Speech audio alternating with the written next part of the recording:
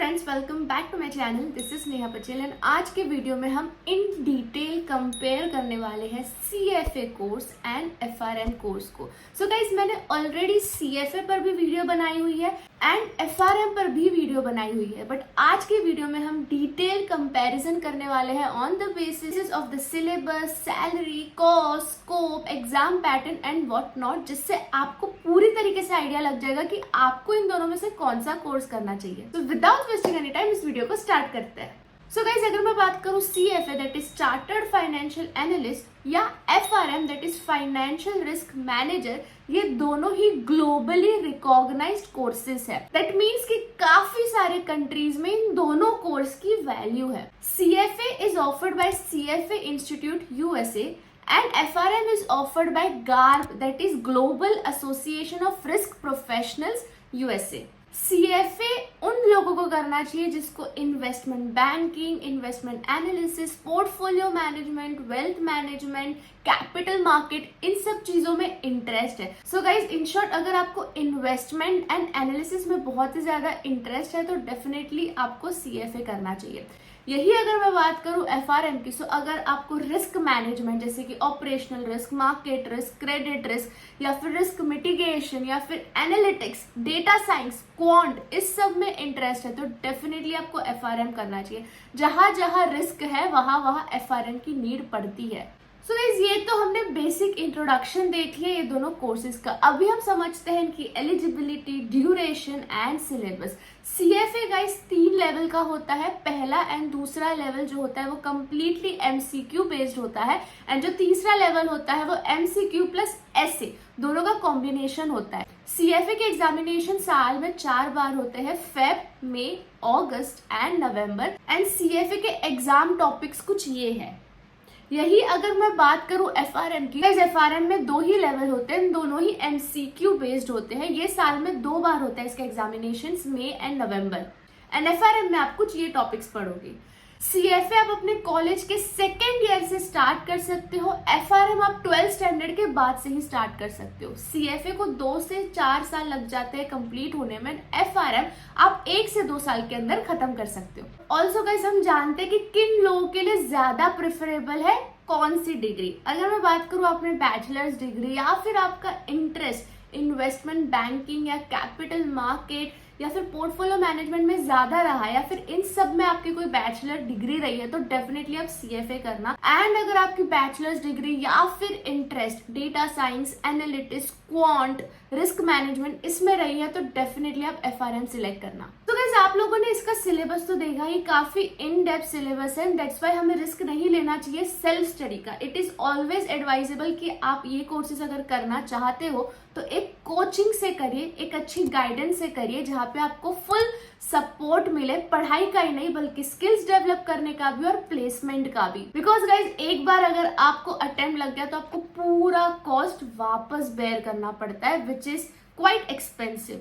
सो इसके लिए मैं आपको रिकमेंड करूंगी ZEL education. So guys, the number 1 reason I am recommending you ZEL education is because यहाँ पे सिर्फ आपको पढ़ाया नहीं जाता बट पढ़ाने से लेके प्लेसमेंट तक पूरा सपोर्ट दिया जाता है। यहाँ पे 100% प्लेसमेंट असिस्टेंस होता है, 360 डिग्री प्लेसमेंट सपोर्ट होता है, रेज्यूम एंड लिंक्डइन बिल्डिंग से लेके soft skill trainings, mock interview, सब कुछ होता है। ऑल्सो यहाँ पे प्लेसमेंट ड्राइव्स होते हैं with top firms and 10,000 plus students have already placed. मैं स्पेसिफिकली CFA की बात करूँ गाइज, अगर आप CFA ZEL एजुकेशन से करते हो तो यहाँ पे 85% पासिंग रेशियो है CFA का, 4.8 out of 5 student satisfaction ratio है। द बेस्ट पार्ट, यहाँ पे सारे CFA qualified teachers and trainers है, तो you are going to learn from the best in the industry. Also CFA like exam simulator यहाँ पे आपको प्रोवाइड किया जाएगा। यहाँ पे नेटवर्किंग इवेंट्स होते हैं, इमर्जन्स होते हैं जो आपको कनेक्ट करवाते हैं टॉप लीडर्स के साथ ऑफ द इंडस्ट्री। यही अगर आप FRM ZEL एजुकेशन की करने की सोच रहे हो तो यहाँ पे FRM qualified teachers and trainers होंगे।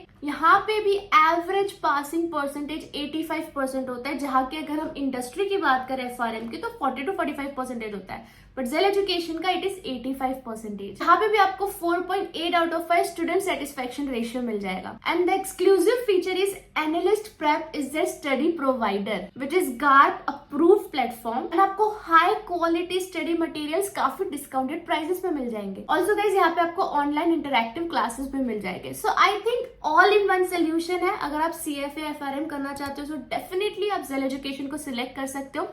एक गूगल फॉर्म की लिंक मैं डिस्क्रिप्शन पर डाल रही हूँ, प्लीज वो फिल आउट कर लेना, ताकि आपको और भी डिटेल्स या फिर मेंटोरिंग सेशन चाहिए तो जेल एजुकेशन की टीम आपको कनेक्ट करेगी और आपको फ्री में सारे डिटेल्स भी दे देगी। सो गाइस चलो अब कॉस्ट की बात कर लेते हैं, बिकॉज डेफिनेटली ये जानना भी बहुत ही ज्यादा जरूरी है, ये भी बहुत ही इंपॉर्टेंट फैक्टर है। तो अगर मैं CFA की बात करूं, ओवरऑल मैं आपको कॉस्ट बता दूं, 2026 में CFA की रजिस्ट्रेशन फीस नहीं है।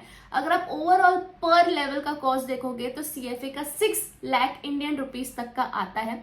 लेवल वाइज डिस्ट्रीब्यूशन में यहाँ पे आपको दे देती हूँ। अगर मैं FRM की बात करूँ तो यहाँ पे आपको रजिस्ट्रेशन फीस भी देनी पड़ती है और लेवल वाइज फीस भी देनी पड़ती है, बट ये CFA से काफी ज्यादा रीजनेबल है। 3 से 4 लाख के अंदर आपका FRM का कोर्स हो जाता है इंडियन रुपीस। FRM की लेवल वाइज डिस्ट्रीब्यूशन कॉस्ट भी मैं यहाँ पे आपको दे देती हूँ। सो गाइस ये तो हमने बात की कॉस्ट की। अभी हम बात करते हैं सैलरी की, आपकी ROI कितनी होगी, आप कितना इन्वेस्ट कर रहे हैं, आपको कितना मिलेगा। So guys on an average अगर मैं बात करूं तो CFA चार्टर्ड होल्डर्स को 18 से 25 लाख पर एनम तक मिल जाता है। यही अगर मैं FRM की बात करूं तो FRM जो भी सर्टिफिकेट होल्ड कर रहे हैं उनकी स्टार्टिंग सैलरी 10 से 15 लाख तक होती है। ओके, अब आपके मन में डाउट आ रहा होगा कि हम CFA करें या FRM करें तो हमें कौन से टाइप के जॉब्स मिलेंगे। सो गाइस अगर आप CFA करोगे तो आप portfolio manager, investment banker, investment analysis, wealth manager, ये सब रोल्स के लिए एलिजिबल हो जाते हो। यही अगर आप FRM करते हो तो आप risk analyst, credit risk analyst, chief risk officer, liquidity risk analyst या रिस्क मैनेजर, ये सब रोल्स आपको मिल सकते हैं। जनरली बैंक्स या फिर रिस्क डिपार्टमेंट में FRM की काफी हाई डिमांड होती है। मॉर्गन स्टैनली हो गया, बिग 4 हो गया, RBI हो गया, HSBC, city group etcetera.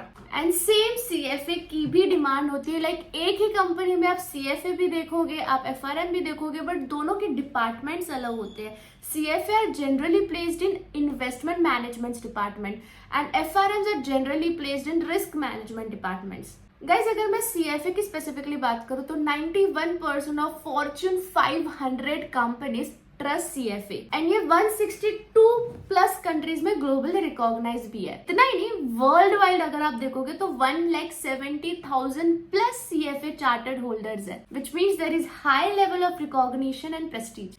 FRM की स्पेसिफिकली बात करूं तो नंबर 1 कोर्सेज है which is preferred by chief risk officers. Like इसको गोल्डन बेंचमार्क कहा जाता है रिस्क मैनेजमेंट। सो इस गाइस अगर मैं कंक्लूड करूं, CFA उनके लिए सही है जो इन्वेस्टमेंट एंड एनालिसिस में जाना चाहते हैं एंड FRM उनके लिए सही है जो रिस्क एंड क्वांट में जाना चाहते हैं। बाकी स्कोप, डिमांड, सैलरी दोनों ही कोर्स की काफी अच्छी है। So yes guys that's it. I hope ये वीडियो आपको काम आया होगा एंड प्लीज मुझे कमेंट सेक्शन पर जरूर बताना कि इन दोनों कोर्सेज में से आप कौन सा कोर्स करने का सोच रहे हो। बाकी हम मिलते हैं दूसरे वीडियो में। Bye bye, best of luck.